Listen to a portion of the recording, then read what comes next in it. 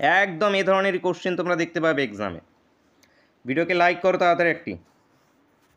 দেখো 21 যদি 3 হয় তাহলে এইটা আমাদের কত হবে সেটা বের করতে হবে। তো প্রথমে আমাদের 21 থেকে 3 আমরা কি করে আনতে পারি ভাবো। 21কে আমরা 3-এ কী করে পরিণত করতে পারি। 21কে যদি আমরা 7 দিয়ে ভাগ করে দিই কী হবে, 3 7 21। এবার আমরা দেখি এইটাকে 5 7 4 এটাকে 7 দিয়ে ভাগ করা যায় কি না। 7 দিয়ে ভাগ করলে 7 8 56, পড়ে থাকলেও 1 তার মানে কত 14, 7 দুগুণে 14, বেরিয়ে আসলো কত আমাদের 82। এবার এই 82 দেখতে হবে আমাদের অপশানে আছে কি না। যদি অপশানে থাকে তাহলে তো উত্তর হয়ে গেল আমাদের, যদি অপশানে না থাকে তাহলে আলাদা কোনো ট্রিক ভাবতে হবে। তাহলে এখানে আমরা অপশানে পেয়ে গেছি, তো অ্যান্সার কী হয়ে যাবে option B. Option B correct answer.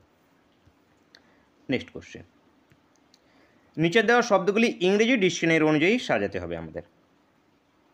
তো এই যে শব্দগুলো আছে এগুলোকে আমরা যদি ইংরেজি ডিকশনারি অনুযায়ী সাজাই তাহলে কোনটা